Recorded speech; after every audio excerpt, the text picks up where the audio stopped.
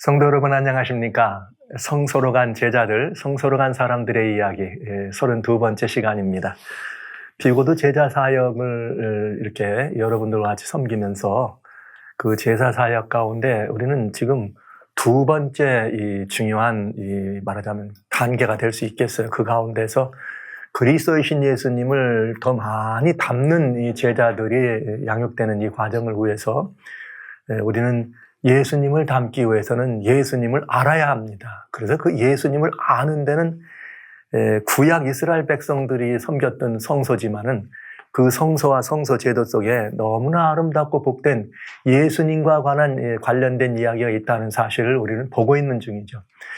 그리고 그 예수님과 관련된 상황 가운데 이제는 우리들이 제사장이나 아니면 성소 안에 있는 모든 것들을 다 보았을 뿐만 아니라 이제는 그 안에서 이루어지는 여러 가지 사역 가운데 제사를 보았고, 그리고 그것이 연례적으로 진행되는 절기에 관한 과정을 지금 보고 있습니다.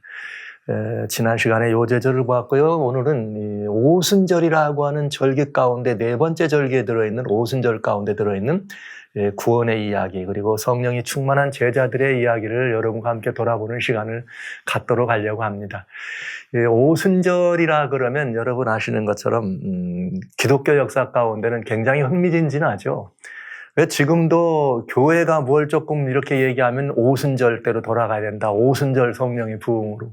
그렇게 해서 생겼던 초대교회라는 말을 할 때는 전부가 다 오순절로 돌아가는 걸 볼 수 있습니다. 그만큼 7가지 절기 가운데 우리들은 지금 가장 가운데 있는 오순절을 오늘 볼 차례가 된 것이죠. 또 그 오순절은 그만큼 기독교 역사에서는 또 굉장히 중요한 경점을 차지하고 있는 것을 우리가 보고 있는 것이고요.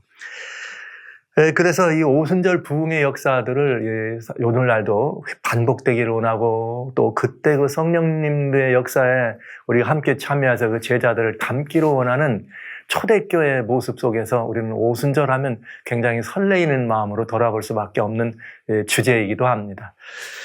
여하튼 이 오순절 속에 들어있는 이 그리스도의 그림자를 살펴보는 시간입니다. 그런데 지난 시간에 이 요제절을 보았는데 이 오순절과 요제절은 연관이 있어요. 근데 어떤 연관이 있는가 그러면 요제절, 예수님의 부활을 아주 그냥 절묘하게 예수님의 부활을 예표한 대단히 중요한 절기였다는 걸 우리가 보고, 우리도 그 부활에 참여하는 사람들이 돼야 된다고 하는 그것을 우리는 주님께서 보여주신 곡물의 첫 이삭 한 단을 드렸다는 여기서 찾아봤습니다. 그래서 예수님이 첫 열매였고, 그 다음에 첫 열매로 드려질 때 부속된 사람 가운데서 구속을 입은 첫 열매들이 있었다고 하는 것을 우리는 본 것이죠. 그것이 요제절인데, 요제절 그러면 첫 열매라 그러면 이제 그 모든 것들을 수확하고 나면 그 다 수확한 많은 수확이 있겠죠. 그러니까 이거는 다음에 오는 맥추절이라, 오순절을 맥추절이라고 할 때 첫 열매를 드렸으면 모든 열매를 다 수확해서 저장한 다음에 하나님께 올려드리는 그런 굉장히 중요한 절기가 있어야 되지 않겠어요? 그것이 이제 요제절과 연관된 다음에 오순절이라 말씀드릴 수 있는데, 이 요제절이 예수 그리스도의 부활을 예표한다고 하는 말씀을 제가 드리면서 첫 열매를 드렸다 이렇게 말씀을 드렸습니다. 그런데 거기에 지난 시간 제가 말씀드리지 않고 오늘을 위해서 이렇게 넘겨놨던 글이 하나 있습니다. 그건 뭐냐? 예수님의 이 부활이라고 하는 것과 요제절의 절묘한 만남 가운데 어떤 부분이 있는가 하면 레위기 23장 14절에는 이렇게 되어 있어요. 너희는 너희 하나님께 예물을 가져오는 그날까지 떡이든 볶이신 곡식이든 생이삭이든 먹지 말라. 그러니까 예물을 하나님한테 먼저 드려라 이 말이에요. 즉 첫 열매를 하나님한테 먼저 드려라 이 말이죠. 그러면 이 요제절이 예수님의 부활과 관련이 있다면, 예수님이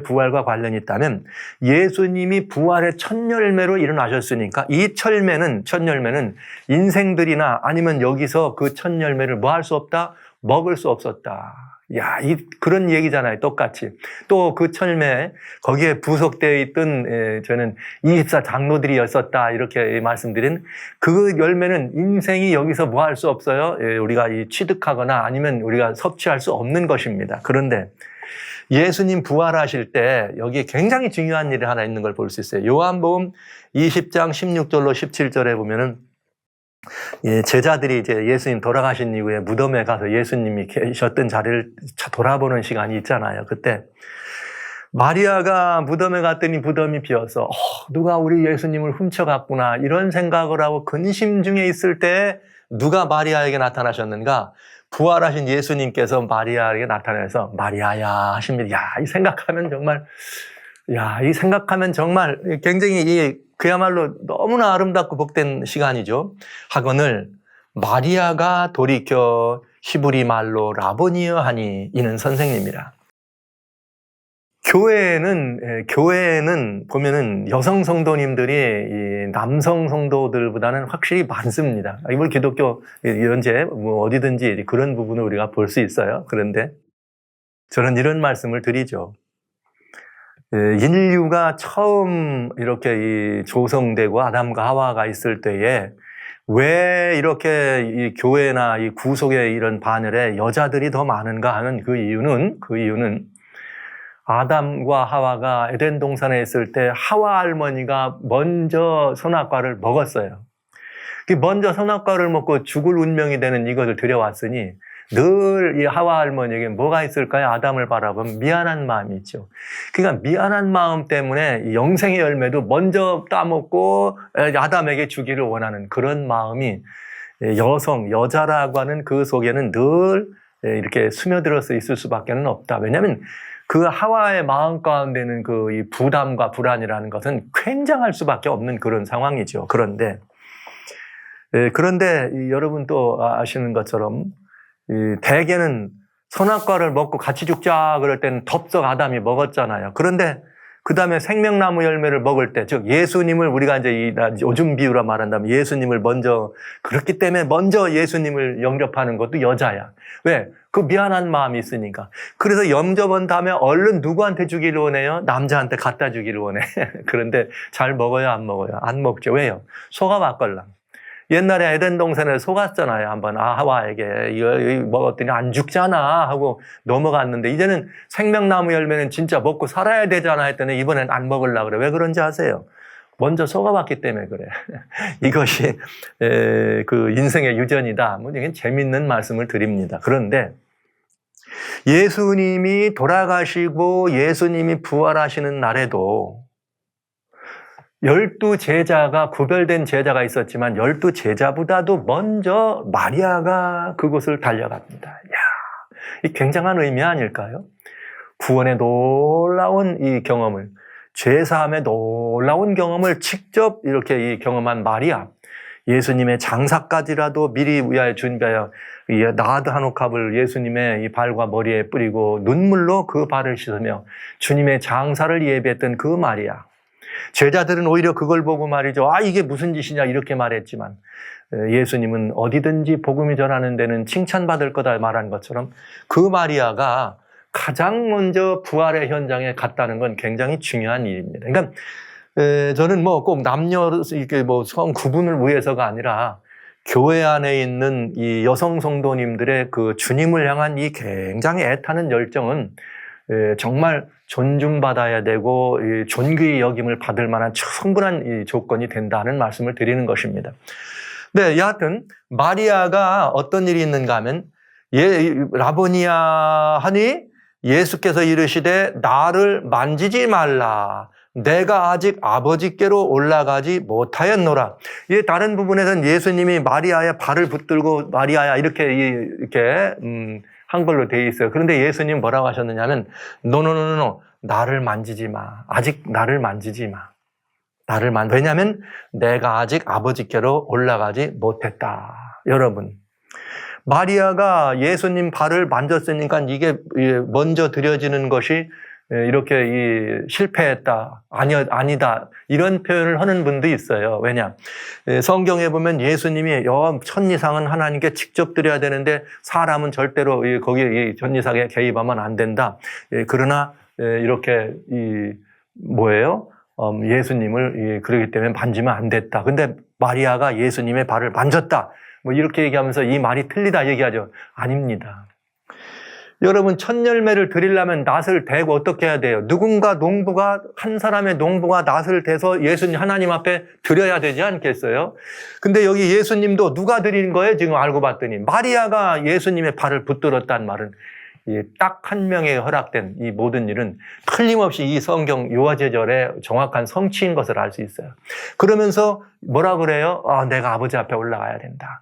그러니까 먼저 아버지께로 올라갔다가 아버지께 보여진 다음에 그 다음에 뭐 하는 거예요? 내려오셔서 이렇게 뭐 할 수 있는 거예요? 교회를, 영혼들을, 사람들을 대면하고 만날 수 있는 것이죠. 이 사건은 요제절에 굉장히 중요하고 절묘한 사건이기도 하고 또 이제는 다음에 나오는 속죄일에 대단히 중요한 사건이기도 합니다. 그때 또 자세히 말씀드리기로 하고요.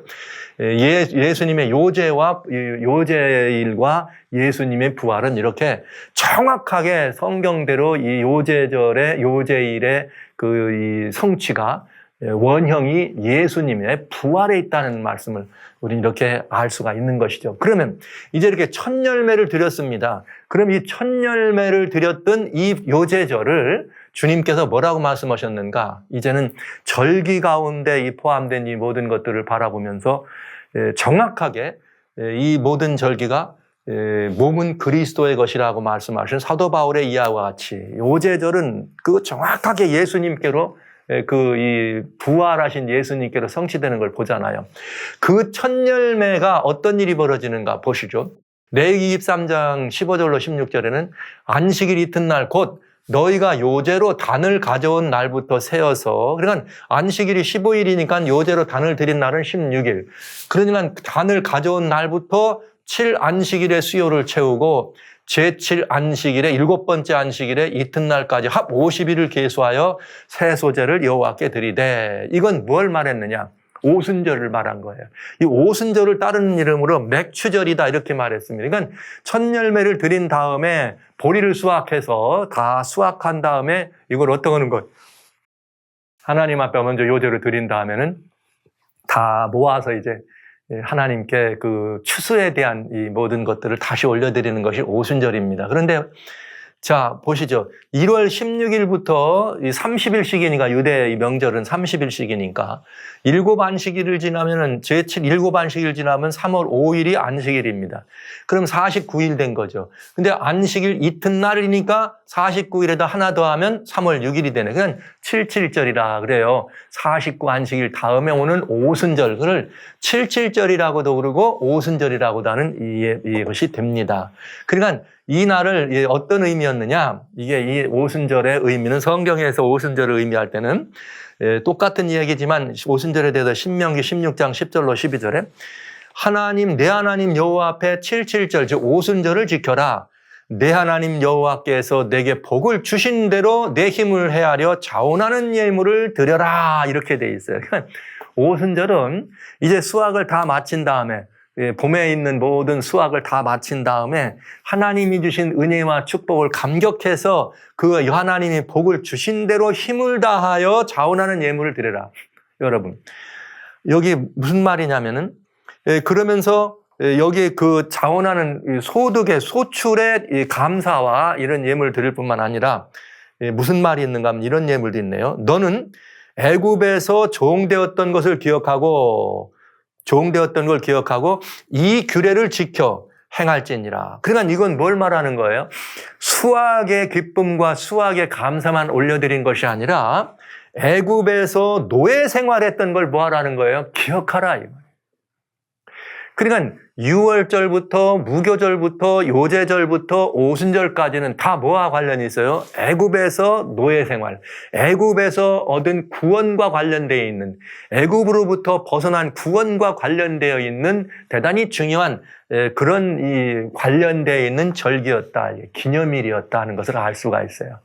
그런데 6월절부터 이 구원은 어떻게 각인이 그 양을 먹어야 되는 것처럼 이건 전부가 다 어떻게 되는 거예요? 수확했으면 농부가 수확한 걸 올리고 이렇게 하면서 하나님 앞에 각자 드려지는 것을 우리가 볼 수 있어요. 그래서 맥추절을 출애굽 3일사절에는 맥추절이라는 표현을 쓴 것입니다. 그래서 이 오순절이라 이런 표현을 쓸 때는 오순절은 봄 수확을 마치고 절기는 이 절기입니다. 봄 수확을 마치고 그 다음에 애굽에서 종되었던 사실을 기억하고 기념하는 절기다. 그러니까 이 구약 성경에 보면은 그런 말을 많이 해요.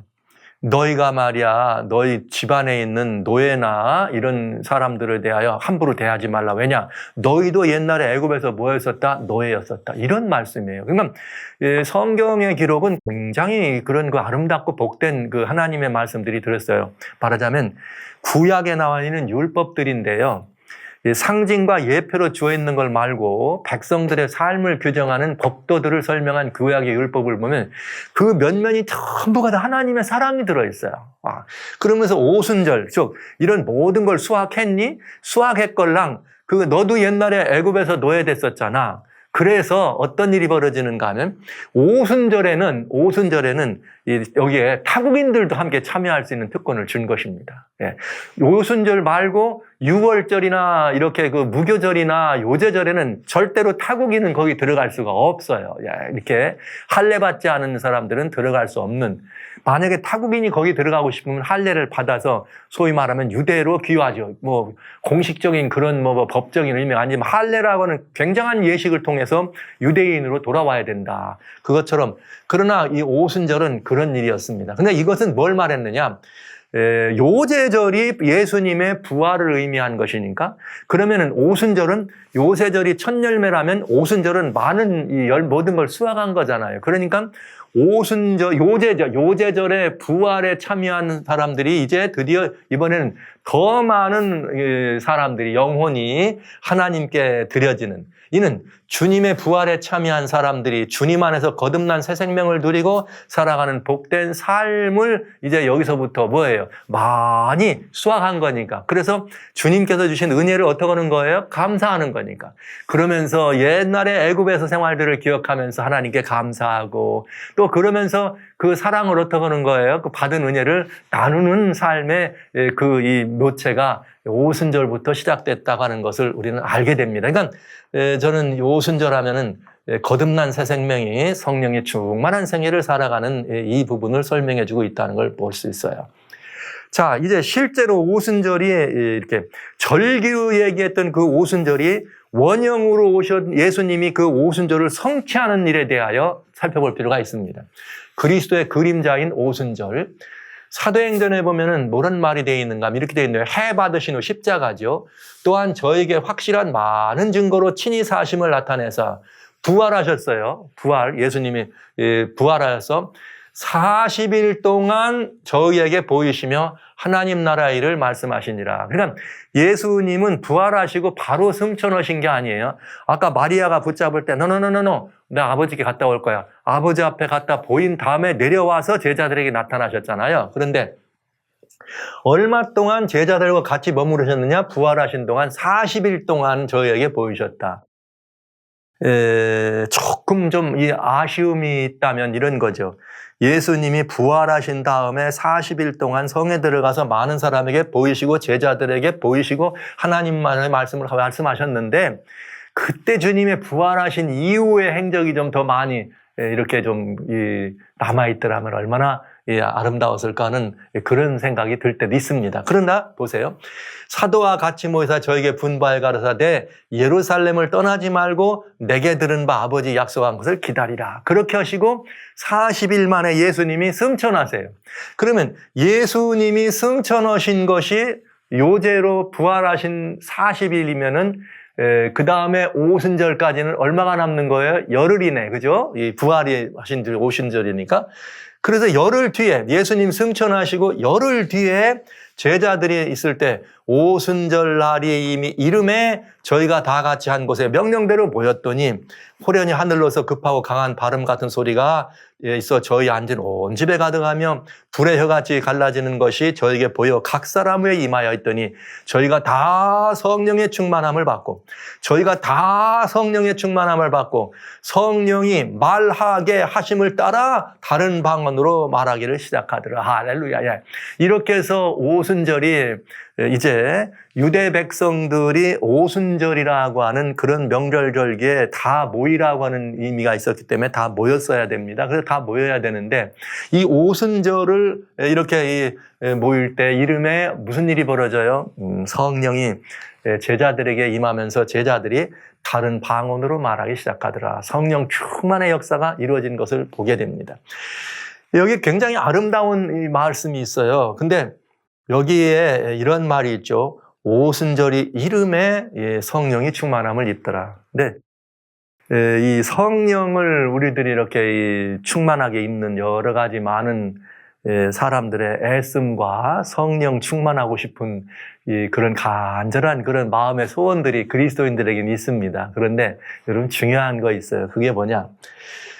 성령을 우리가 충만히 임할 때는 뭐 예수님 너희가 아버지께서 구하는 이에게 좋은 것을 주지 않겠느냐 하시면서 좋은 것으로 성령으로 주신다 이런 말씀을 하셨는데 그런 말씀만이 아니라 여기 중요한 게 있어요. 성령이 우리들에게 내리실 때는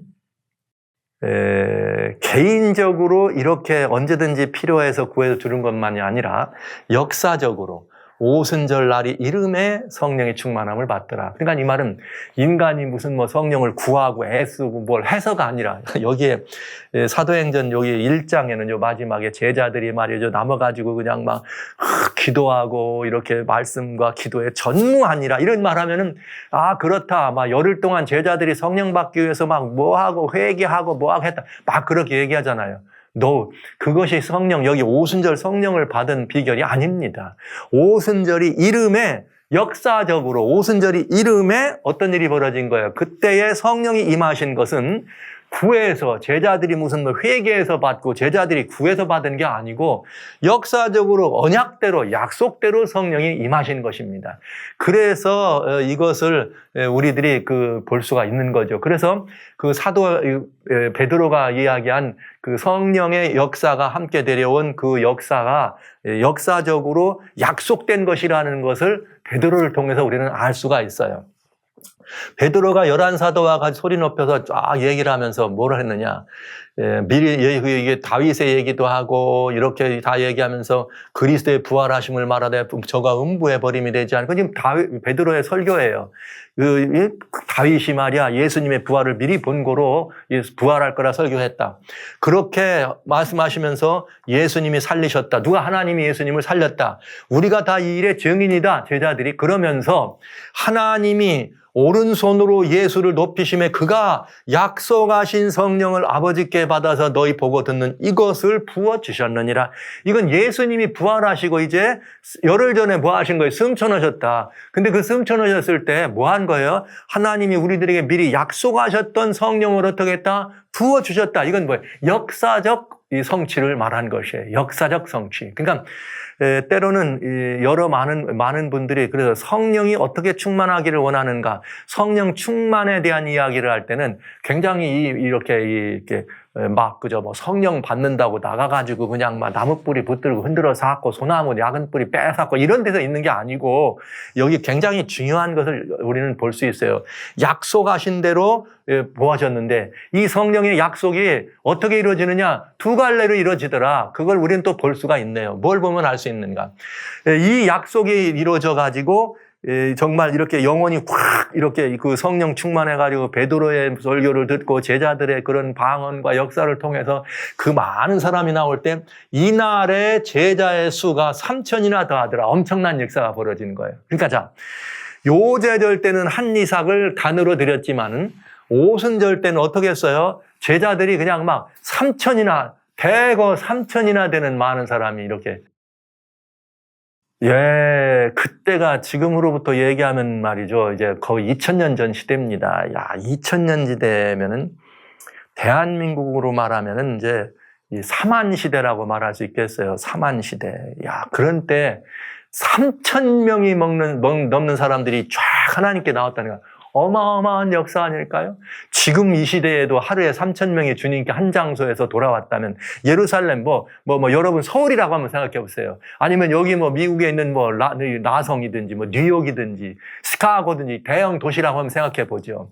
거기서 3,000명이 하나님께 돌아왔다. 지금 했다 그래도 어마어마한 난리가 날 텐데, 그죠? 78억, 약 한 80억 인구 가운데 3,000명이 돼도 이때 당시에 3,000명이 들어왔다는 엄청난 일입니다. 이것을 성경은 곰수학을 다 마친 다음에 온 백성들이 다 모여서 하나님 앞에 그 감사의 예물을 올려드렸던 주님께서 허락하신 성령의 약속을 힘입어 드렸던 정확한 맥추, 수학의 이런 모든 것들을 이뤘던 것을 완성됐다고 하는 사실을 알 수가 있네요. 즉 성령 강림으로 열매를 거두기 시작한 것입니다. 그래서 이 성경에 나오는 7개 절기 가운데 오순절이 이렇게 요제일의 다음에 이루어지는 오순절은 이런 엄청난 역사로 있을 수밖에 없다는 사실을, 요제일은 한 단을 드리고 오순절에는 모든 수확을 드렸으니까 엄청난 차이가 있는데, 요제절 때 예수님 부활에 같이 참여했던 제자들 가운데는 이렇게 숭천에서 다 올라가고 사람 가운데는 다 하나님께 올라가고 나머지는 제자들 뿐이었죠. 그런데 이제 이날은 이 제자들 12제자들을 통해서 또 120문도라고 하는 거기에 들어있던 그들을 통해서 3,000명의 이렇게 영혼이 하나님께 올려드리는 거룩한 역사를 보면서 와, 이것이 오순절, 과연 맥추절이라고 하는 말씀은 정말 매우 의미가 심장한 이야기구나.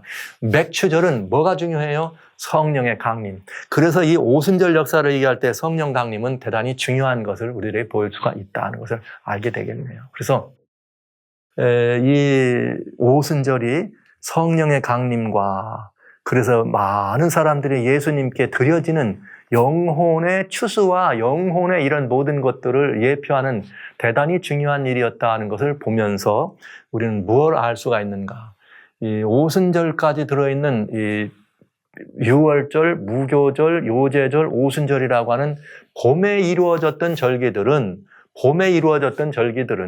굉장히 중요한 영접하는 개개인에게 주어지는 구원의 길이었다 하는 것을 알 수가 있습니다. 자, 우리 한번 보시죠. 사도행전에 이렇게 2장에 보면은 베드로의 설교죠. 베드로가 설교를 할 때 무슨 일이 벌어졌느냐. 자, 이스라엘 온 집이 정령하라. 너희가 십자가에 못 박은 이 예수를 하나님이 주와 그리스도가 되게 하셨느니라. 즉 예수님이 우리의 그리스도의 구주라는 걸 얘기합니다.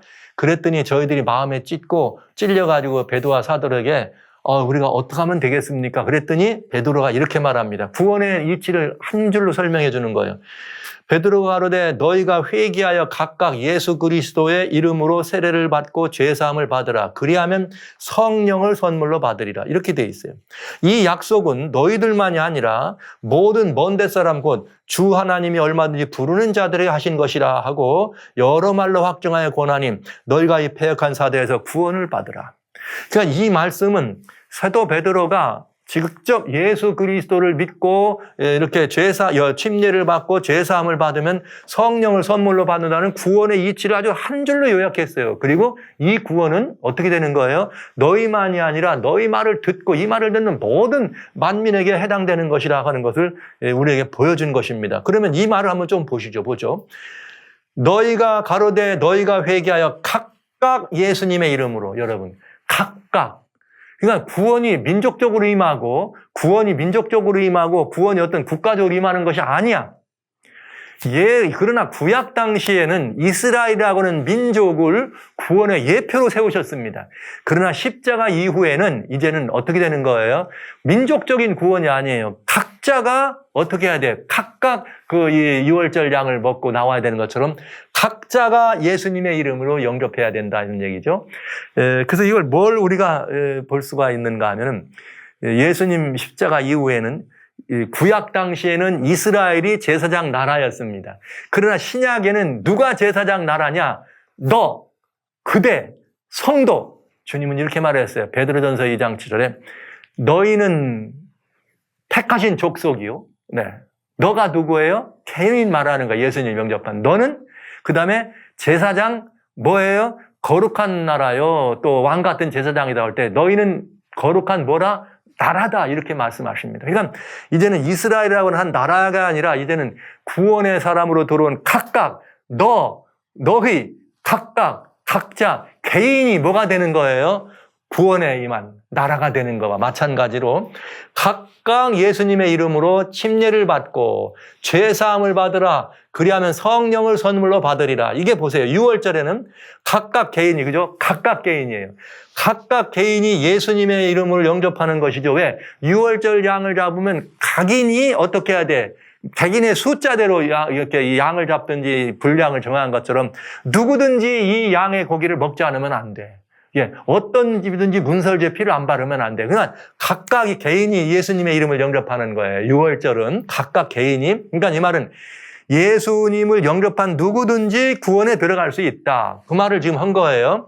그 다음에 무교절 안식은 뭘 의미하느냐? 무교절의 안식은 침례를 의미해. 왜? 침례를 받으라 이렇게 돼 있잖아요. 로마서 6장 3절 5절에 답이 있어요. 너희가 예수님과 합하여 어떻게 침례를 받음으로 같이 어떻게 된 거예요? 죽고 그 다음에 침례에서 받으면서 다시 일어난 것은 그러니까 여러분 세례란 말보다 침례가 훨씬 성서적이고 형식도 표현되고 설명이 가능한 것이 침례를 받으려면 물속에 들어가. 그것은 예수님의 죽으심과 합하고 물에서 올라올 때 예수님의 뭐와 합한 거예요? 부활에 합하는.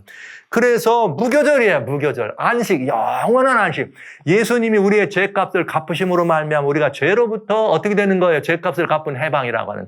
그러나 여러분, 죄로부터 해방되는 것만이 아니에요. 우리를 어떻게 해야 돼요? 너는 죄 없다함을 받는, 즉 칭의, 의롭다함을 받는 사람이 돼야 되잖아요. 그래서 요제의 일은 뭐냐? 죄사함을 얻는다고 하는 말은 요제와 관련돼서. 왜냐? 예수님이 우리를 의롭다 하심을 위하여 로마서 4장 25절에 부활하셨다 이렇게 말씀하셨네. 이야, 놀랍잖아요. 4장 25절에 나오죠. 부활에 연합하여 의를 얻는. 그래서 죄사함을 얻는 것입니다. 그래서 그것은 부활이니까 요제죠. 그리하면 뭘 받으리라? 성령을 선물로 받으리라. 그리고 오순절 성령의 선물 역사가 이렇게 크게 우리들에게 주어지는 걸 볼 수가 있죠. 그래서 이 봄절기는 개인의 구원에 아주 정확하게 이렇게 영접되는 것임을 알 수 있어요. 모든 사람의 구원은 어디로? 각각. 네. 여러분, 개인이. 그래서 제가 이 절기를 모두 말씀드릴 때 세상을 구원하신 예수님의 구속의 경륜과 개인이 각각 영접해서 하는 구원의 경륜의 차이점을 그래서 미리 말씀드린 거예요. 여기 보면 정확하지요? 개인이. 이스라엘 온 민족이 아니야. 여기는 누가 온 나라가 아니야. 이건 개인이 각각 예수님을 이렇게 개인의 구주로 영접하고 침례를 받아서 주님의 부활에 연합하고 성령으로 말미암아 거듭나서 새 출발을 경험하는 일이 이렇게 우리들에게 설명되고 있는 것입니다. 그래서 봄에 이루어진 대절기, 여기 말씀하신 6월절, 무교절, 요제절, 오순절은 개인이 구원에 들어가는 완벽한 예표를 주어졌다. 이렇게 말씀드릴 수가 있겠습니다. 그런데 이제 구약의 이 절기 속에는 성령 강림에 관한 이런 부분은 없잖아요. 요제절 이후에 오순절에 맥주절로 하나님께 드리라 그랬지 거기에 성령의 강림 이런 말은 없잖아요. 그러나 왜 성령 강림이 그 일과 관계 있는가? 드려졌던 곡식단, 드려졌던 이삭은 바로 뭘 말한 거예요? 영혼의 열매를 말한 거예요. 예수님을 필두로 첫 열매, 부활에 참여한 첫 열매니까 산 사람들의 첫 열매를 의미한 것입니다. 그러면 그 이삭의 첫 열매라면 모든 것들을 수확한 그 많은 수확에 들어왔던 곡식들이 다 뭘 말한 거예요? 따지고 보면 영혼을 말한 것이에요. 예표된 것. 그래서 그 영혼을 말한 것인데 그렇게 많은 영혼들이 들어오려면 그냥은 안 되죠. 거듭남이 필요하죠. 거듭나면은 뭐만이 가능하게 해요? 성령님만이 가능하게 돼요. 그래서 오순절 때에는 성령 강림이라고 하는 이제는 드디어 그 예표로 주었던 그런 그 절기의 역사가 완성되는데 예수님이 그 모든 것들의 완성이라는 것을 보여주시는 아주 절묘한 약속인 것을 알 수가 있습니다. 그러나 우리는 오순절과 성령 강림에 대해서 좀 살펴볼 필요가 있습니다. 이건 아주 중요하니까요. 많은 시간이 필요하지만 제가 간단하게 오늘 오순절과 관련된 것 몇 가지 말씀드릴게요. 예수님의 약속입니다. 성령의 강림은. 그럼 성령님께서는 뭐 구약 당시는 역사 안 하셨나요? 구약에도 여전히 성령이 역사하셨잖아요. 왜? 아직 여러분 여기 이 오순절 되기 전에 마리아도 무엇으로 잉태합니까? 성령으로 잉태하잖아요. 그러니까 성령님의 역사는 매 순간 없어진 적이 없어요. 그러나 이렇게 예수님이 말씀하시고 이 절기 속에 포함된 거는 역사적으로, 그러니까 역사적으로 예언되고 약속된 것이라는 이런 것을 말씀드린 것을 알 수가 있겠습니다. 자, 요한복음 14장에 보면은 요한복음 14장, 15장, 16장에는 다 성령에 관한 이야기가 들어요. 예수님 제자들과 하신 유언이죠. 내가 아버지께 구하겠으니 그가 또 다른 보혜사를 너에게 주사 영원토록 너희와 함께 하리라. 여기 또 다른 보혜사라 그러셨네. 그러니까 그렇다면 예수님이 자신을 뭐로 말한 거예요? 내가 보혜사다. 그리고 또 다른 보혜사. 그러면 성령님이다. 이렇게 되겠네요. 그래서 저는 요한복음 14장 16절은 요한복음 3장 16절만큼 매우 중요하다. 왜냐? 요한복음 3장 16절은 하나님께서 세상을 이처럼 사랑하사 독생자를 주셨으니, 요한복음 14장 16절에는 내가 아버지께, 그 독생자가 아버지께 구하니까 독생자 말고 또 다른 보혜사가, 독생자가 보혜사였는데 이번엔 또 다른 보혜사를 보내주신다. 이렇게 말씀하셨으니까 요한복음 14장 16절은 신약교회에 있는 우리 모두에게 대단히 중요한 주님의 약속이요 언약이다 하는 것을 여러분 꼭 기억해 주시기 바랍니다. 그래서 그 보혜사가 누구냐? 성령님이다. 그게 성령님이다. 그런데 이 보혜사는 어떤 의미가 있느냐? 내가 가는 것이 너에게 유익인데, 요한복음 16장 7절로 8절에는 내가 떠나가지 아니하면 보혜사가 올 수가 없다. 그러니까 내가 가야지만 보혜사가 와서, 예수님은 형상으로 오셨기 때문에 시간과 공간에 제한이 있지만 성령님은 하나님의 전능 신선으로 오셨으니까 그게 없으니까 훨씬 더 큰 것도 할 수 있다 얘기하죠. 그리고 그가 죄에 대하여, 의에 대하여, 심판에 대하여 세상을 어떻게 하리라? 책망하리라, 가리키리라. 이렇게 돼 있네요. 그러니까 예수님께서 떠나시면은 성령이 예수님 자리를 대신 채운다는 것에 대한 예수님의 약속이에요. 그랬더니 또 그 약속이면서 제자들에게, 부활하신 이후에 제자들에게 주신 첫 번째 명령이기도 합니다. 이건 대단히 중요해요. 요한복음 20장 19절 22절에 안식 후 첫날입니다. 안식 후 첫날 저녁 때에 제자들이 유대인들을 두려워하여 모인 곳에, 이게 왜 그러냐? 지금 안식 후 첫날인가 오늘날로 말하면 일요일이에요. 일요일 저녁 때에 무슨 일이 벌어졌느냐? 예수님의 시체를 훔쳐갔다는 말로 거짓 소문을 퍼뜨리죠. 이렇게 유대 제사장들과 로마의 군병들이 합쳐가지고 로마의 관정에서. 그래서 제자들이 누구의 범인이 된 거잖아요. 그래서 막 숨었어. 예수님 부활하셨는데 마리아가 뭐라 그래요? 예수님이 하늘에 올라가셨으니까 나중에 갈릴리에서 보자 가더라. 갈릴리로 가라 그러더라. 이렇게 말을 전해주잖아요. 그런 일이 있을 때에 두려워서 숨었어요. 그랬더니 문을 닫았는데 예수님이 그 안에 턱 드러나셨어요. 놀라운 일이죠. 그러면서 너희가 평안히 있으라 이렇게 말씀하십니다. 그 평안히 있으라는 것은 제자들을 향한 주님의 은혜죠. 축복을 하신 다음에 제자들에게 첫 번째로 부활하신 이후에 가장 첫 번째, 제자만이 아니라 온 인류에게 주신 명령이 있습니다. 그게 뭐냐? 예수께서 가라사대 너희에게 평강이 있을지어라, 아버지께서 나를 보낸 것까지 나도 너희를 보내라 말씀을 하시고 저희를 향하다 숨을 내쉬며 가라사대 성령을 받으라 이렇게 명령하십니다. 여러분, 숨을 후 내쉬며 가라사대 성령을 받으라, 이거는 대단히 중요한 말이 되겠습니다. 예수님 부활하신 다음에 어떤 일이에요? 첫 번째 명령이 왜 그런가? 여러분, 예수님이 부활하심으로 말미암아 베드로전서 1장 3절에는 베드로전서 1장 3절에는 여기 뭐라고 되어 있는가? 예수님이 부활하심으로 말미암아 우리를 다 거듭나게 하셨다 그랬어요. 여러분, 예수님이 십자가에 달아 돌아가실 때 모든 인류는 다 죽은 것입니다. 뭘로요? 죄의 삭신 사망으로 죽었습니다. 왜? 창조주이신 예수님이 죄로 말미암아 돌아갔으니까요. 죄싹 값으로. 그러니까 그것을 예수님이 다 돌아가심으로 우리는 다 죽은 거예요. 그리고 예수님이 부활하실 때 우리 모두는 다 어떻게 된 거예요? 다시 살 수 있는 자격을 얻은 것이요. 다시 살 수 있는 자격. 모든 인류예요. 뭐 악인이고 선인이고 다 따질 거 없어요. 모든 인류는 다 살 수 있어요. 이제는. 그런데 이제 그 다 살 수 있는 거듭날 수 있는 주님의 이런 이 특권을 주신 거죠. 그러나 그 거듭남을 내 것으로 각인이 유월절 양을 먹는 것처럼 각인이 자기 것으로 소유하면은 그는 정말 뭐가 되는 거예요? 거듭난 생명이 되는 거죠. 그런데 여러분 다 죽었습니다. 죽으면 뭘 받아야 일어나느냐? 새로운 생기를 받아야 일어나잖아요. 그렇기 때문에 모든 인류를 향하여 주님 말씀하시기를 성령을 받으라 이렇게 말씀하세요. 이건 뭐에 대한 거냐? 창세기 2장 7절에 하나님이 흙으로 사람을 지으신 다음에 흙에다가 생기를 넣으셨다 그랬어요. 그 생기가 바로 여기 나샤마 이렇게 되어 있는데 다른 곳에는 이게 루아크라고 하는, 그다음에 신약에서는 분유마라고 하는 성령으로 이렇게 묘사됩니다. 그래서 생명의 기운이다 이런 뜻이죠. 생명의 기운이다. 그러니까 흙이 살아나려면 하나님의 생명의 기운, 그 성령을 받아야지만 산 사람이 되는 것처럼 모든 인류가 다 예수님과 합하여 죽었으면 예수님 부활하신 다음에 뭘 받으라? 성령을 받으라. 그러면 이걸 받아야지만 뭐 하는 거예요? 살아나는 거예요. 똑같아. 산 생명이 살아나는 거나 영적으로 살아나는 건 의미가 똑같습니다. 그러니까 이 생명을 성령님을 받아들여야지만 그는 뭐가 되는 거예요? 새 생명. 새로운 피조물이 되는 것입니다. 이 특권은 모든 인류에게 주어졌습니다. 모든 인류에게 주어진 것입니다. 그러니까 이 특권에 대해서 아무도 이탈된 사람은 없다는 것이죠. 자, 그 다음에 요엘은 또 뭐라 그랬나 보시죠. 이제는 이것이 성령님의, 예수님과 오순절 성령님의 그런 이 관계를 말씀드렸다면 요엘은 뭐라 그랬는가? 요엘서 2장 28절에 내가 내 신을 만민에게 부어준다 이렇게 돼 있어요.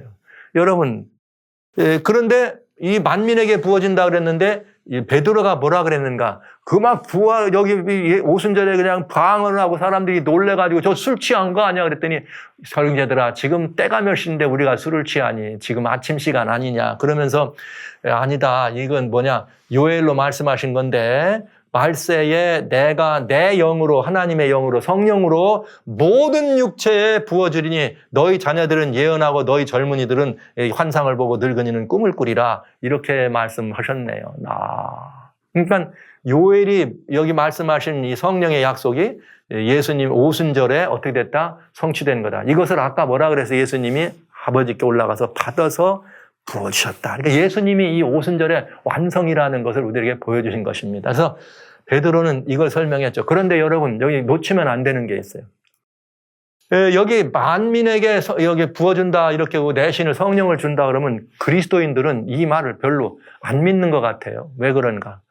성령을 부어달라고 그러면 만민에게 준다는 말이 대단히 중요한 거예요. 그 이유는 무엇인가? 조금 있으면 이제 보면 다 아시겠습니다만. 왜 만민에게 주어지는가? 그래야 여기 모든 육체에게 주어져. 그럼 모든 육체란 말은 악인이고 의인이고 선인이고 다 성령 주시겠다고 약속하셨단 말이에요. 그런데 그럼 베드로가 말한 것도 그것의 성취를 말한 거죠. 그런데 잘 보시죠.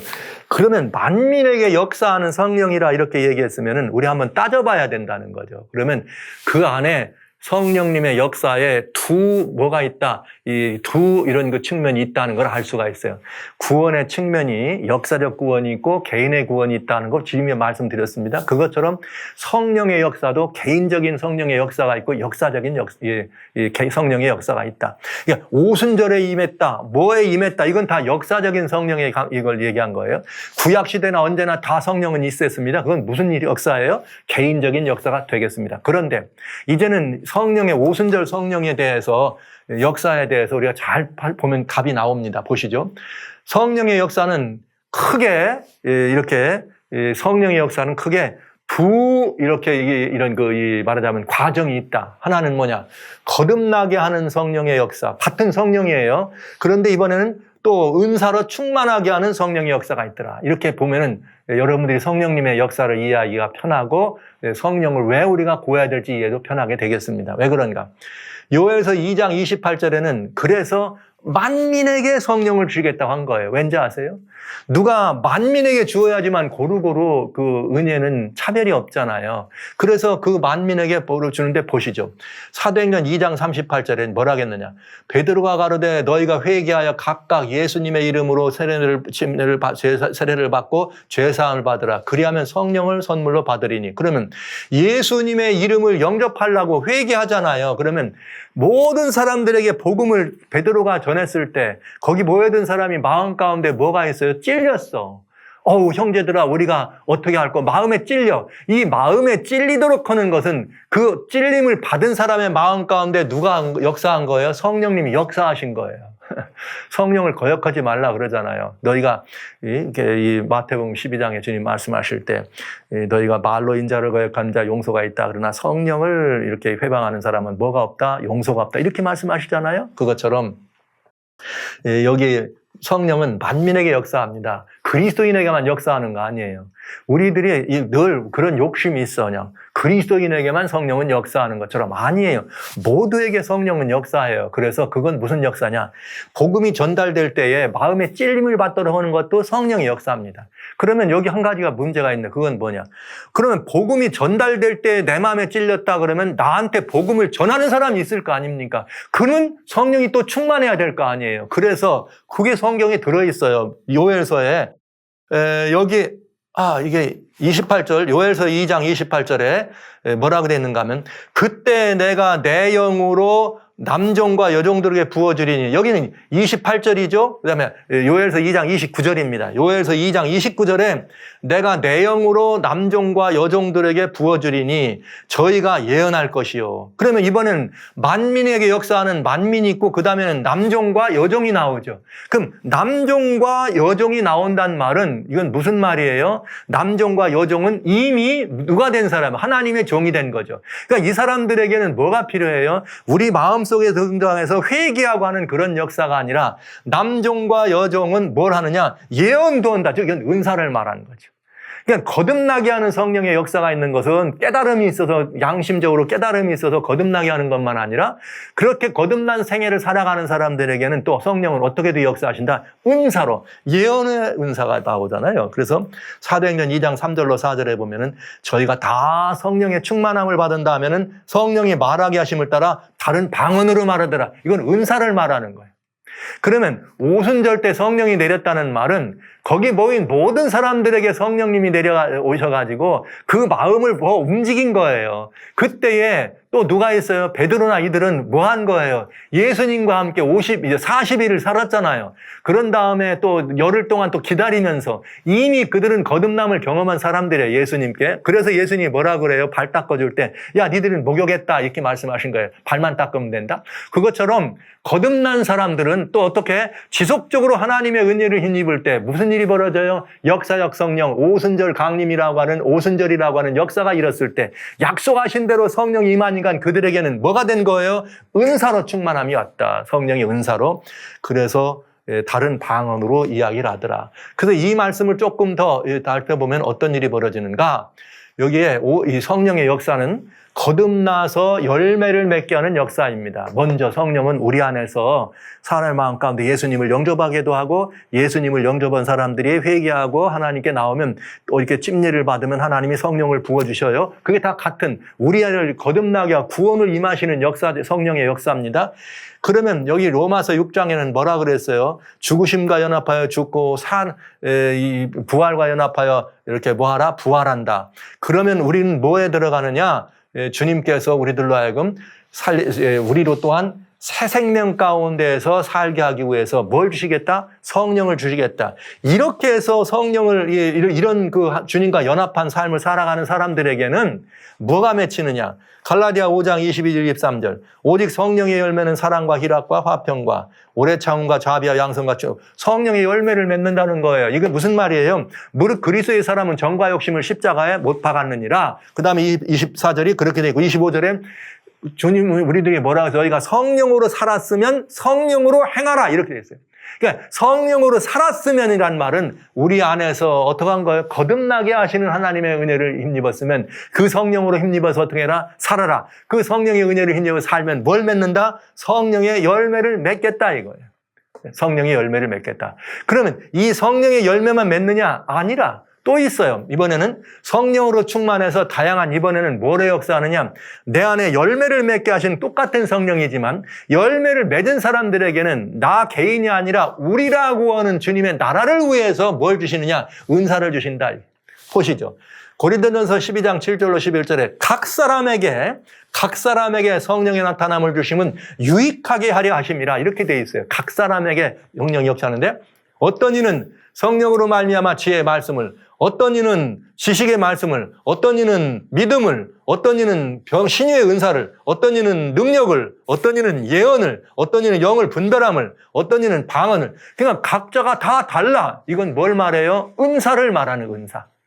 열매는 9가지 열매가 아닙니다. 성령의 열매는 사실 하나인데 그 열매의 맛이 어떻게 9가지가 있는 거죠. 어떤 사람이 나는 성령의 열매, 사랑의 은사는 받은 것 같은, 사랑의 열매는 맺었는데 나는 올해는 못 참아. 그건 가짜잖아요. 나는 말이야, 그냥 주님의 이렇게 내게 주셔가지고 이렇게 이 평화의 열매를 맺었어. 그런데 나는 뭐해? 나는 화를 못 참아. 이러면 그건 성령의 열매가 아닌 거죠. 그러니까 성령의 열매는 그리스도인의 말하는 소위 이 성품이라고 하는 그런 것들이죠. 그래서 그런 성품의 완성이 다 예수님의 장성한 분량까지 달아나는데 우리라고 하는 공동체, 내가 있고 너가 있고 성도님들이 같이 모이면 그것이 더 큰 나를 이뤄가기 위해서는 뭐가 필요하다? 서로 은사가 필요하다. 그래서 이 모든 일은 같은 성령에 가서 뜻대로 사람에게 나눠주니라. 그 뜻대로 성령님의 뜻대로 각 사람에게 나눠주니라. 민족에게, 교회에게, 아니면 어떤 사회 공동체에게가 아니에요. 그러니까 한 사람 한 사람 개인이 이렇게 이 성령의 은사와 관련이 있는 것을 알 수가 있습니다. 그래서 단순하게 말씀드리면 성령께서 우리 안에 역사하실 때는 만민에게 역사하시는 성령은 거듭나게 하고 회개케 하고 주님을 영접하게 합니다. 그래서 주님을 영접해 드리면 우리는 그 성령으로 다시 거듭나게 하신 성령으로 말미암아 그 안에서 성령의 능력 힘입어 살아갈 때 성령의 열매를 맺습니다. 그런데 성령의 열매를 맺잖아요. 나는 성령의 열매를 맺어도 만 가지고 되는데 우리가 모이면 거기에 뭐가 필요해? 또 서로 도와야 되고 선교도 필요하고 다양한 해야 될 일이 많잖아요. 우리라고 하는 공동체를 더 세워서 온전하기 위해서 필요한 게 있어. 그게 뭐라고요? 은사라 이 말이에요. 그래서 성령으로 충만해서 다양한 은사로 하는데 에베소서에는 그가 혹은 사도로 혹은 선지자로 혹은 복음 전하는 자로 혹은 목사와 교사로 주었는데 이 일은 뭐냐? 성령의 은사를 말하는 그 일은 성도를 온전케 하고 봉사의 일을 하게 하며 그리스도의 몸을 세우게 하는 것이다. 이것이 은사입니다. 그러니까 열매는 각인이 자기의 성품이나 자기의 어떤 신앙에 예수님을 닮아가는 모습까지 성장하는 자라남을 말한다면 생육하고 번성하여 땅에 충만하라 그러잖아요. 우리의 인류를 만드신 이유가. 그럼 생육하고 번성하는 거는 뭐까지 일이에요? 우리를 거듭나게 해서 그 생육이죠. 내가 더 주님 안에서 더 놀라운 그 은혜로 힘입어서 아름다운 열매를 맺는 거는 생육번성이 될 수 있습니다. 그런데 충만하려면 뭐가 필요해요? 우리라고 하는 함께 더불어 가야 되니까 은사가 필요하다. 우리가 다 하나님의 아들을 믿는 것과 아는 일에 하나가 되어 온전한 사람을 이루어 그리스도의 장성한 분량이 어떻게 충만한 데까지 들어가도록 이렇게 돼 있다. 네. 그래서 이 성령이 우리들에게 성령이 이렇게 온전하게 이렇게 우리들의 안에 역사하는 데는 같은 성령님입니다. 그러나 모두에게 공통된 공통분모는 뭐냐? 성령의 열매로 역사하시는 성령님. 그러면서 또 각자에게 하나님의 뜻에, 즉 성령이 자기 뜻대로 필요에 의해서 우리라고 하는 주님의 장성한 분량에 충만한 데 들어가는 그 일을 위해서 필요에 의해서 주님께서 이렇게 또 성령이 역사하실 때 우리는 은사로 역사하는 성령이다. 이렇게 볼 수가 있겠습니다. 그러니까 여러분 은사를 많이 구하시는데 성령 충만하게 해달라고 가가지고 성령 받는 데를 간다고 막 어디 산기도 금식기도 가가지고 말이죠. 산에 가가지고 풀뿌리 뽑고 소나무 뿌리 뽑으면 성령 받습니까? 그렇게 하면 성령 받아요? 그렇게 했더니 이 성령을 받았다 그러면 성경적 성령님의 임하신 거와는 다소가 아니라 많이 차이가 있는 걸 알 수 있습니다. 여러분 또 그런 것도 있죠. 여러분 은사를 활용하는 문제에서도 어떤 분들이 특별히 신유의 은사 이런 경우는 굉장히 중요해요. 어떤 분들은 막 내가 안수하면 병 낫는다고 하면서 막 안수해서 병 고친다고 이런 일들 하면서 그냥 아주 보시면은 여러분이 그 은사를 잘 분별할 때 뭘 보시면 돼? 열매가 있는지를 보셔야 돼. 그 개인에게 저분은 성령의 정말 그런 사랑과 이렇게 화평과 말이죠. 온유와 겸손과 오래 참음과 자비와 양성과 온유와 절제 충성이라고는 이런 성령의 열매가 그에게 있는가를 보셔야 돼. 그런 열매가 있는 분들에게 하나님이 은사를 주셔서 교회를 더 온전하게 하는 것이지 아무 그런 거듭남의 열매가 없는데 말이죠. 성령의 은사만을 구하면 돼요? 안 돼요? 안 되잖아요. 여기 바울이 다닐 때 막 그 성령의 역사가 일어나니까 누가 말이죠. 그 박수장이 시몬이 나도 성령 받게 해주라 이렇게 얘기 안 합니까? 그건 뭘 필요한 거예요? 은사만 달라 했죠. 그건 아니다 이거죠. 그래서 이 성령의 오늘날 기독교가 이 오순절 역사를 잘 보시면서 성령의 역사를 잘 이해하실 때 성령이 충만하고 성령의 역사가 필요한 것은 사실이지만 성령을 구하는 것은 우리들이 어떻게 애써서 말이죠. 우리가 뭐 가가지고 금식하고 기도해서 받는 건 아니다. 이 말씀 여러분 말씀드리면서 성령의 열매를 맺도록 하시는 하나님의 은혜가 우리에게 임하기 위해서 저는 성령의 열매를 여러분들이 성령이 충만한 생애로 갈 수 있는 성경의 기별을 딱 한 절로 드릴 수 있겠습니다. 그건 뭐냐? 사도행전 5장 32절입니다. 사도행전 5장 32절에 보면 이렇게 돼 있어요.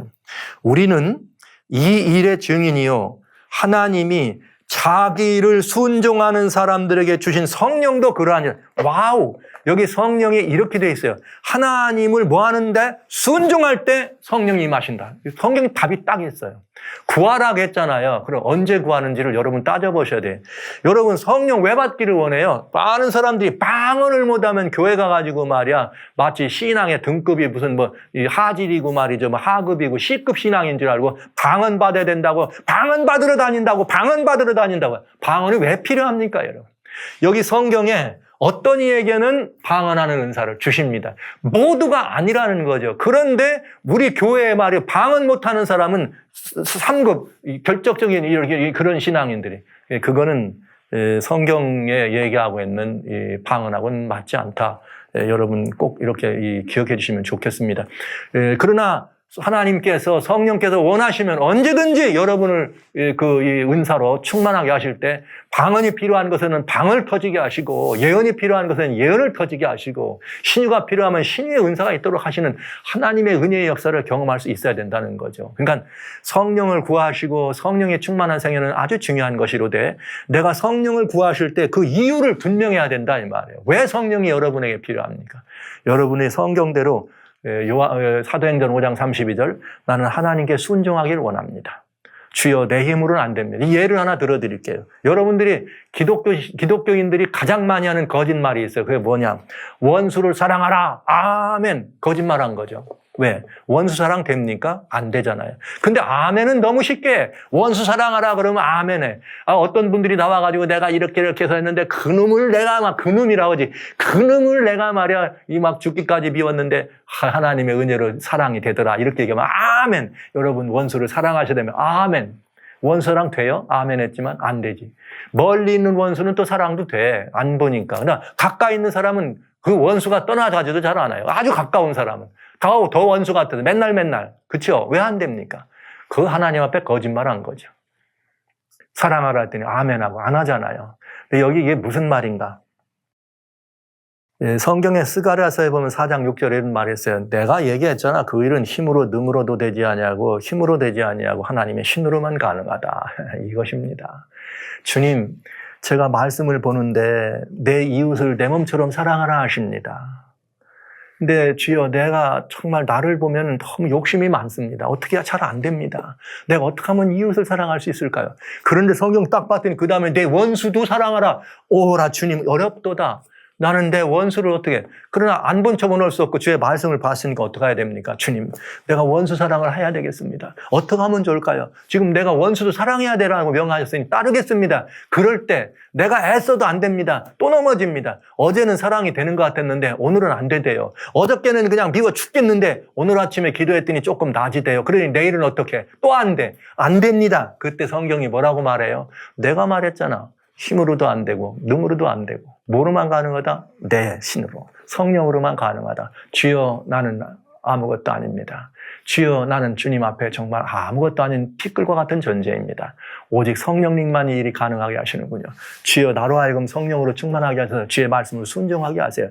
그때 하나님의 영이 그냥 역사하는 이런 성령이 내게 임해서 뭐가 맺혀져요? 온전한 성령의 열매를 다 맺어가면서 사랑이 있고 원수에 대한 사랑이 있고 서로 관계가 옳지 않았던 사람들과의 화평이 있고 말이죠. 조급했던 내가 누그러지고 온유가 있고 말이죠. 정말 날마다 주님께 말씀을 볼 때마다 피하려고 했던 내가 아니라 말씀에 충성하는 삶의 열매를 맺을 때에 그러면서 주님이 가만히 봤더니 너희가 지금 이 공동체를 위해서 이런 은사가 필요하다. 그러면 성령께서 내게 그 은사를 주시는 거죠. 신유도 좋습니다. 방언도 있는 것이고요. 예언도 있는 것이고요. 그렇게 이 오순절 역사가 오늘날 이 시대에 반복돼야 된다면 그 오순절 역사가 그렇게 반복될 수 있으면 우리는 참 기독교의 모습을 보일 수가 있겠습니다. 오순절이 이맘에 성령이 했던 것처럼 마지막 이제 우리가 예수님 재림을 얼마 안 남았을 때 이 재림을 위해서 마지막 추수를 위해서 마지막 추수를 위해서 또 영혼의 추수라도 뭐가 임하겠어요? 소위 성경으로 말하면 늦은 비 성령이 임하지 않겠습니까? 요엘이 말한 것처럼 말세에 이제 또 한 번 올 거 아니에요? 오순절 때 왔으면 말세도. 그러면 그 말세가 임하면 만민에게 성령이 역사하실 것이고 우리는 남종과 여종과 같이 그들에게 복음을 전하면 하나님의 역사가 오순절처럼 일어나겠다 이 말이죠. 그래서 사랑하시는 성도 여러분, 이제 이 봄절기들은 이제 이렇게 돌아보면서 개인의 구원이 완전히 이 봄절기 안에 온전히 예표되어 있다는 것을 다시 한번 보시면서 6월절과 무교절과 요제일과 오순절은 여기 사도행전 2장 38절에 그 모든 것들에 이런 그 요절이 들어있다. 너희가 각각 너희가 회개하여, 즉 무슨 말이죠? 만민에게 부어지는 성령이 있다. 그 성령의 음성을 듣고 회개해서 각각 예수님의 이름으로 개인의 구주로 영접하고 침례를 받으라. 주님의 죽으심과 합하고 그 다음에 어떻게 해요? 죄사함을 얻으라. 그의 부활하심과 같이 합하라. 그리하면 뭘 주겠다? 성령을 선물로 받겠다. 그래서 6월절, 무교절, 요제절, 오순절이 완전히 이루어지면서 우리는 개인의 구원이 완성되는 봄절기의 예표를 이렇게 볼 수가 있겠습니다. 여러분 6월절 양신 예수님을 개인의 구주로 영접하시고 믿고 침례를 받으면 구원을 얻으리라. 마가복음 16장 16절. 그 다음에 요제일은 뭐예요? 주님과 함께 죽으면 주님과 함께 어떻게 한다? 부활한다. 침례란 말이죠. 주님과 함께 죽었단 말은 침례. 죽으면 뭐예요? 주님과 함께 부활한다. 그러면 뭐가 된다? 오순절 성령을 통해서 거듭난 새 생명이 되고 거듭난 생명은 성령의 열매를 맺고 성령 충만한 성령은 거기에 뭘 맺어요? 은사를 받아서 어떻게 하는 거예요? 땅끝까지 이르러 주님의 증인이 되고 성령의 은사로 함께 우리 하나님의 몸된 교회는 장성한 분량까지 자라납니다. 주님의 몸된 교회는 예수님이 머리십니다. 그 예수님이 머린 그 교회는 천주교, 무슨 장로교, 루터교, 무슨 침례교, 감리교, 안식교, 순복음교, 무슨 성결교 이런 교회가 없어요. 오직 뭐만 있어요? 예수 그리스도의 교회만 있을 뿐입니다. 그런데 오늘날 이것이 말이죠. 복음을 전하는 방법이 뭐 각각의 차이가 있기 때문에 나는 이런 것이다 해서 그런 교회가 각각 분리될 수는 있지만은 예수 그리스도를 머리로 우리는 지체라는 사실에는 변함이 없습니다. 우리 모두는 다 한 성령으로 충만하게 돼서 이 성령의 역사를 힘입어서 땅끝까지 주의 복음을 증거하는 복된 삶을 살아야 안 되겠습니까? 그래서 오순절이라고 하는 이 말은 그리스도인이 성령으로 충만한 생애를 살아가는 그 삶의 이 모든 것들까지 해서 봄절기에 완전히 개인의 구원이 어떻게 되는 완성되는 것을 우리는 볼 수 있다. 이렇게 사는 것이에요. 이미 죽은 사람이니까 영생의 사람으로 살아가는 것이죠. 이렇게 되면은 봄에 이루어진 내절기는 개인이 구원어가는 완벽한 예표가 된다는 것을 보면서 이제 우리 여기에 그런 이 예표를 보면서 예수님의 그림자 오늘 이 오순절까지 해서 봄절기를 다 봤네요. 이제 남은 거는 새해 가을절기를 볼 수가 있겠네요. 그러면 이 절기는 오순절까지 나와 있는 이 절기는 개인의 구원과 매우 밀접한 관계가 있는 그런 예표였다면 나팔절부터 초막절은 뭐와 관계 있을까? 여러분 한번 따져볼 마음이 있죠? 이제 우리 다음 시간에는 이렇게 해서 나팔절에 숨겨진 구원의 이야기, 그래서 주님의 길을 예비하는 제자들의 모습을 함께 보는 이 시간을 갖도록 하겠습니다. 성도 여러분, 성령으로 충만하시기 바랍니다. 성령으로 충만하시려면 하나님께 순종을 결심하시기 바랍니다. 그리고 결심만이 아닙니다. 하나님께 순종을 행동으로 드러내시기 바랍니다. 그때 그 행동에 연약함이 있을 때 주님은 성령으로 충만하게 해주신다는 사실을 믿으시기 바랍니다. 그때 주님은 내 안에 맺혀진 열매와 함께 또 필요한 우리라고 하는 공동체를 온전케 하기 위해서 주님의 장성한 분량에 들어가는 은사로 충만케 해서 이 세상을 살리는 구원의 사람으로 살아가고, 우리도 함께 이 기쁨과 화평을 함께 누리는 복된 그리스도의 삶을 누려야 안 되겠습니다. 저는 이 성령님에 관한 이야기가 오늘날 우리 교회에서 너무 좀 과대한 욕심 때문에 그 성경 이상으로 이렇게 많이 이렇게 표출되는 거에 대해서 굉장히 염려가 되고요. 성경이 말하고 있는 성령의 역사대로만 우리가 얘기한다면 한마디로 그리스도인은 정말 매력 있는 존재입니다. 그리스도인들은 정말 젠틀맨이 됩니다. 그리스도인들은 정말 복된 숙녀가 됩니다. 그래서 세상에 누가 봐도 오라, 저들은 달라. 와, 저들은 달라. 무엇 때문에 저를 다를까? 그때 우리는 한마디 거듭나라는 말을 할 수 있겠죠. 여러분 모두가 다 그 삶에 들어오도록 성령 충만하시기를 주의로 축원합니다.